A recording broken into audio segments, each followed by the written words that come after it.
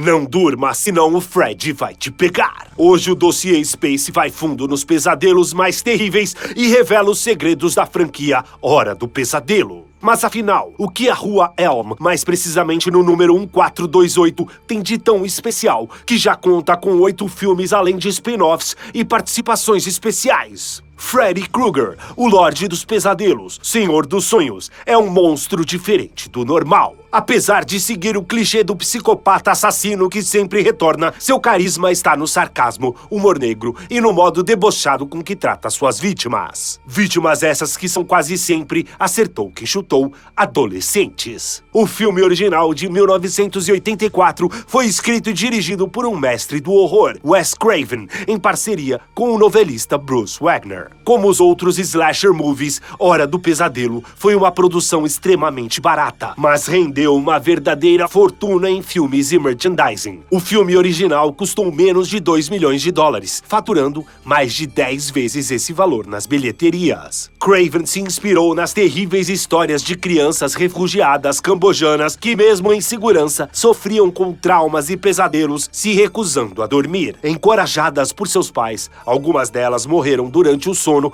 com a síndrome da morte súbita. Outra inspiração para Freddy Krueger era um valentão que atormentava o diretor no seu tempo de escola. A ideia das garras, Craven teve observando seu gato brincando. Que fofo! O diretor tentou vender o roteiro para vários estúdios, todos recusaram, menos a Disney, que compreensivelmente pediu para suavizar o texto para deixá-lo mais familiar. Wes Craven se recusou prontamente. Finalmente, a pequena independente New Line aceitou o projeto. Freddy foi interpretado por 20 anos pelo ator Robert Englund. No começo, Wes Craven preferia um dublê para viver o personagem, mas o temperamento e atitude de Freddy Krueger exigiam um trabalho de um bom ator. Englund, que na época começava a despontar fazendo um simpático e ingênuo alienígena na série V, A Batalha Final, acabou escolhido para o papel. Toda a aparência de Freddy é muito icônica. A pele deformada, o chapéu, o suéter listrado e principalmente a luva, com lâminas como garras, se transformaram rapidamente em ícones pop. Além disso, o personagem lida com um medo ancestral, pesadelos. Uma das coisas que ninguém consegue evitar é dormir, e é durante o sono que ele vem te pegar. Mas quem é ou foi Freddy Krueger? Frederick Charles Krueger foi o filho bastardo de uma freira, vítima de um estupro coletivo no velho manicômio da Rua Elm em 1950. O bebê nascido deste tormento se transformou em um famoso serial killer, matando pelo menos 20 crianças na década de 70, na cidade americana de Springwood, Ohio. Apesar de ter uma vida pacata com esposa e filha, nas horas vagas, Freddy atraía suas vítimas com um carrinho de sorvete. O retalhador de Springwood, como ficou conhecido, foi detido, mas solto pela justiça por questões técnicas. O psicopata foi perseguido pelos pais enfurecidos, linchado e queimado pela população em uma caldeira em chamas, mas não sem antes fazer um pacto com o demônio dos sonhos. É assim que Freddy retorna como um fantasma para saciar sua sede de sangue e aterrorizar os filhos das pessoas que o mataram, manipulando seus sonhos numa versão moderna de bicho-papão. Interessante notar a rima infantil que prenuncia a chegada do Rei dos Pesadelos.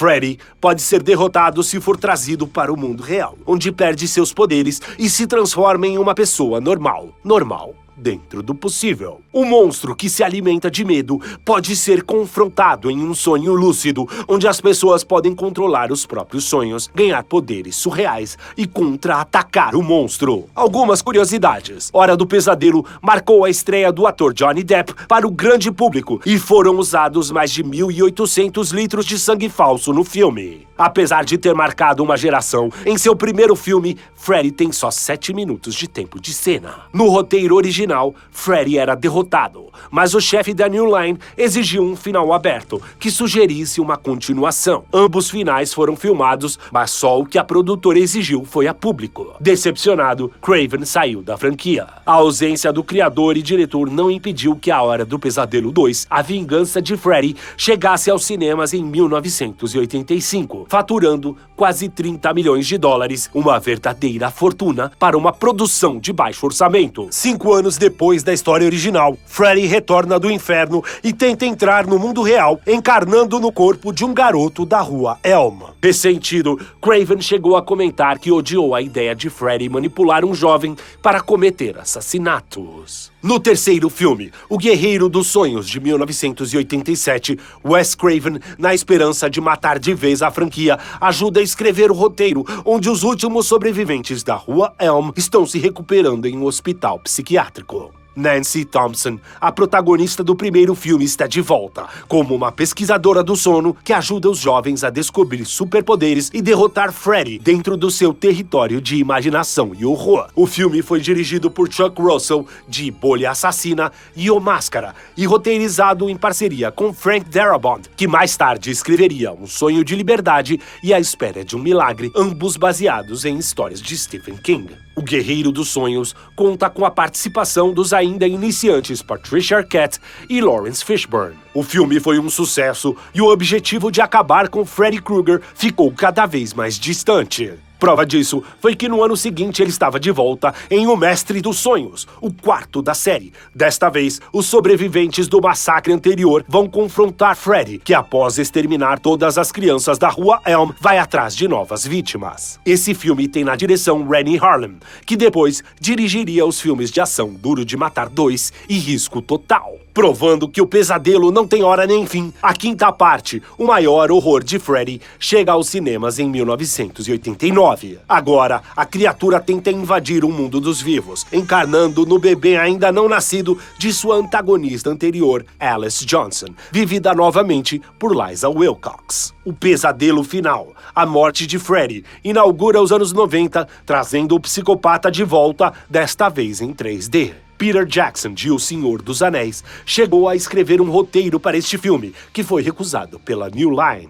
O filme contou com várias participações especiais, como Johnny Depp de volta à franquia até Alice Cooper. Nos últimos 10 minutos do filme, o personagem colocava os óculos 3D, dando a senha para o público fazer o mesmo, criando uma ilusão tridimensional diferente para o mundo dos sonhos de Freddy. O efeito foi eliminado nas versões para TV e VHS, porém, o lançamento em Laserdisc era acompanhado de 2 pares de óculos 3D. Uma história em quadrinhos em 3 dimensões também foi lançada na época. No filme, Maggie Burroughs, filha de Freddy Krueger, é quem cuida de acabar de uma vez por todas com a ameaça. O filme foi planejado para ser finalmente o ponto final na história de Freddy Krueger.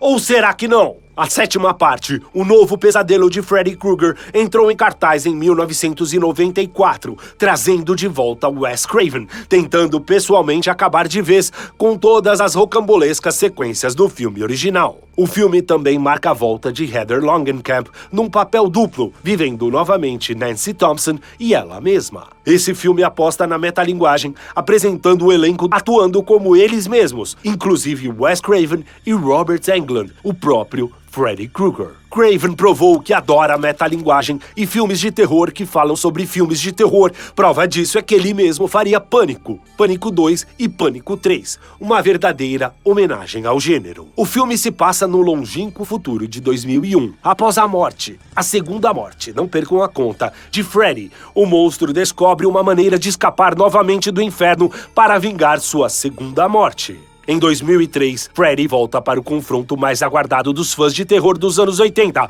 Freddy vs. Jason, onde o personagem confronta seu rival nas bilheterias, Jason Voorhees, em 97 minutos de puro fanservice. Na história, Freddy está no inferno, desacreditado, e precisa voltar a causar medo em Springwood para recuperar seus poderes. Para isso, toma a forma da mãe de Jason para manipular o colega, que também era hóspede do Tinhoso. Naturalmente, o pau come entre os dois assassinos. Merecidamente, Freddy vs. Jason se tornou a maior bilheteria da franquia, faturando mais de 100 milhões de dólares no mundo todo. O sonho de ver Freddy novamente em um filme solo demorou 16 anos, mas foi realizado. Acompanhando seus amigos de matança como Michael Myers, Jason, Chucky e Leatherface, Hora do Pesadelo também teve um remake. Um filme dirigido pelo estreante Samuel Bayer, mais conhecido por videoclipes de bandas como Ozzy Osbourne, Green Day, Ramones e Nirvana. A carismática performance de Robert Englund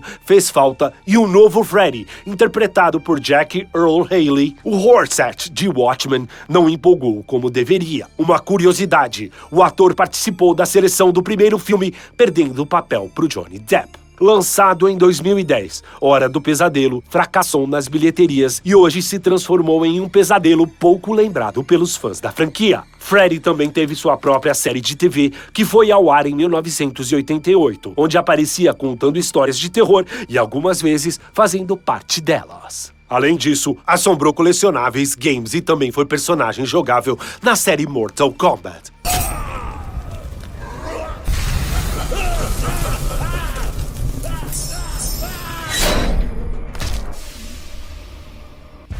Freddy wins.